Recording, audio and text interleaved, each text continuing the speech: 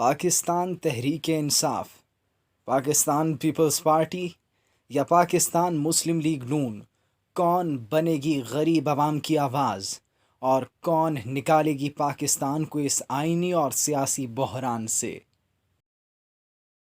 بسم اللہ الرحمن الرحیم۔ السلام علیکم پاکستان، میں ہوں آپ کا میزبان جواد یوسف اور آپ دیکھ رہے ہیں میرے یوٹیوب چینل جواد یوسف آفیشیل۔ ایک لمبے عرصے کے بعد سامعین میں نے پھر سے سوچا کہ یہ جو رشتہ ہمارے اور آپ کے درمیان قائم تھا اس کو دوبارہ سے مضبوط کرنے کی کوشش کی جائے۔ یہ رشتہ اور یہ تعلق جو میرے اور آپ کے درمیان تھا ناظرین، یہ اس وجہ سے کمزور ہو گیا تھا کیونکہ پچھلے کئی مہینوں سے اس ملک کے اندر جو سچویشن چل رہی تھی، جو کیوس کریٹ کیا گیا تھا، آئینی بحران اور سیاسی بحران ملک میں چل رہا تھا، اس کو سمجھنے میں کچھ وقت لگا مجھے۔ پاکستان تحریک انصاف پچھلے کئی ماہ سے سازش کا اور مداخلت کا جو بولتی رہی ہے اور اس کی بنا پر اپنی سیاست چمکانے کی کوشش کرتی رہی ہے، اور ابھی تک وہی سیاست اور مداخلت کا ذکر کر رہی ہے اپنی ہر گفتگو میں۔ الیکشن کیمپینز انہوں نے سٹارٹ کر دی تھی، تو میرے ذہن میں بڑے سوالات اٹھ رہے تھے اس وقت، اور میں نے جب تاریخ کے اوراق پلٹے تو میں نے یہ دیکھا کہ 1947 سے لے کر اب تک پاکستان کے اندر اگر جمہوریت ہوتی، اگر ڈیموکریسی ہوتی، اگر یہ ایک جمہوری وطن ہوتا، اگر یہاں پر آپ کے اور میرے ووٹ کی قدر کی جاتی، تو ہماری منتخب کردہ حکومت، ہماری منتخب کردہ جماعت اپنا وقت پورا کرتی، لیکن بدقسمتی سے ایسا نہیں ہوا۔ پاکستان کی تاریخ میں ابھی تک ایک بھی حکومت ایسی نہیں آئی، ایک بھی وزیر اعظم ایسا نہیں ہے جس نے اپنی مدت پوری کی ہو، اپنا وقت پورا کیا ہو۔ اس کا سیدھا مطلب یہ ہے ناظرین کہ آپ کے اور میرے ووٹ کی کوئی اہمیت نہیں ہے۔ آپ اور میں جسے سلیکٹ کرتے ہیں، الیکٹ کرتے ہیں، ووٹ کی طاقت پر اس کو کبھی نااہل قرار دیا جاتا ہے، کبھی اسے سیاست کے ذریعے اور کبھی اس پر الزامات عائد کر دیے جاتے ہیں، کبھی عدالت کے ذریعے اسے نااہل قرار دیا جاتا ہے، جس بھی طریقے سے مختلف طریقوں سے اسے نکال دیا جاتا ہے اور اس کا وقت پورا نہیں کرنے دیا جاتا۔ اچھا، اب جب یہ وقت پورا نہیں کرنے دیا جاتا، ان کو گھر واپس بھیج دیا جاتا ہے، تو جو ان کا جو جذبہ ہے ان لیڈروں کا، ان سیاسی لیڈروں کا جن کو کرسی سے، جن کو اقتدار سے نکالا گیا ہوتا ہے، وہ مزید بڑھنے لگتا ہے، ان کا جذبہ حب الوطنی مزید بڑھنے لگتا ہے، اور ایسے میں وہ کیا کرتے ہیں، وہ تقاریر، پرجوش تقاریر شروع کر دیتے ہیں، خطابات شروع کر دیتے ہیں، عوام کے بیچ جاتے ہیں اور کہتے ہیں کہ ہمارے ساتھ ناانصافی ہوئی ہے، ہمارے ساتھ دھوکہ کیا گیا ہے، ہمیں نکالا گیا ہے، ہمیں کیوں نکالا گیا ہے۔ اس کے بعد جب دیکھتے ہیں آپ کہ وہ جذبہ حب الوطنی ان کو گھروں میں چین سے بیٹھنے نہیں دیتا، اور ایسے میں پھر ہم کیا کرتے ہیں، ہم جاتے ہیں میڈیا چینلز کی طرف، میڈیا کے چینلز کی طرف دیکھتے ہیں۔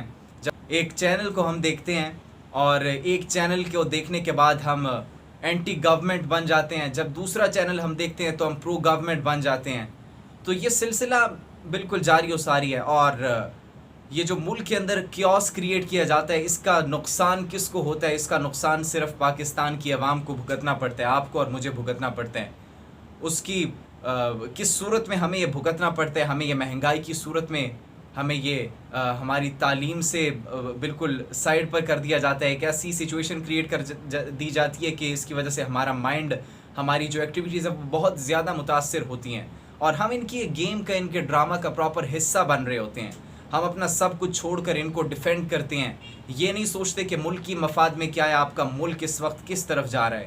تو یہی پچھلے کئی ماہ سے ہو رہا تھا، اور پاکستان تحریک انصاف نے اس کا آغاز کیا تھا۔ یہ جو آئینی بحران تھا اور سیاسی بحران تھا، حلف نہیں لیے جا رہے تھے۔ 21 دن 11-12 کروڑ آبادی کا یہ جو صوبہ پنجاب، یہ بغیر حکومت کے چلتا رہا، ضد اور انا کی وجہ سے۔ ابھی بھی آپ دیکھ سکتے ہیں کہ ایک ضد اور انا کی وجہ سے پنجاب کا بجٹ پیش نہیں کیا جا رہا۔ حلف جس طرح نہیں لیا جا رہا تھا، اسی طرح بھی بجٹ نہیں پیش کیا جا رہا، اپنی مرضی کے سب مالک ہے، اور نقصان کس کو ہو رہا ہے؟ نقصان ہو رہا ہے اس ملک کو۔ تو مجھے زیادہ حیرت نہیں ہوئی کہ جب میں نے تاریخ کے اوراق پلٹے اور دیکھا کہ میں نے کہا یہ تو ہمیشہ سے ہوتا رہا ہے، اور یہ ڈرامہ جس طرح پچھلی پارٹیوں نے اور پچھلے سیاستدانوں نے کیا تھا، عمران خان بھی محض ایک ہیرو بننے کی کوشش کر رہے ہیں عوام کے سامنے۔ تو لیکن عوام کو اس بات کا اندازہ ہمیشہ سے تب ہوتا ہے جب مہنگائی کی شرح بڑھتی ہے۔ ہم ہمیشہ کس لیڈر کو سپورٹ کرتے ہیں. جب وہ لیڈر چلا جاتا ہے تب ہمارے اندر وہ جذبہ بیدار ہوتا ہے کہ جناب جی وہ لیڈر بہت زیادہ اچھا تھا, وہ لیڈر بہت زیادہ اچھا تھا, وہ لیڈر بہت زیادہ اچھا تھا. اور جب نواز شریف گئے اور Pakistan Tehreek Insaf P T I آئی تو بہت سے لوگ کہتے تھے کہ اس دور میں پیٹرول کی قیمتیں بہت کم تھی. وزیر خزانہ جو تھے اسحاق ڈار, انہوں نے ڈالر کو لگام باندھ کر رکھا ہوا تھا اور ڈالر 106 کی سطح پر موجود تھا. اس کے بعد عمران خان جب آئے تو نواز شریف کو یاد کرنے لگ گئے, پی ٹی آئی کے سپورٹرز بھی اور بہت سی عوام بھی.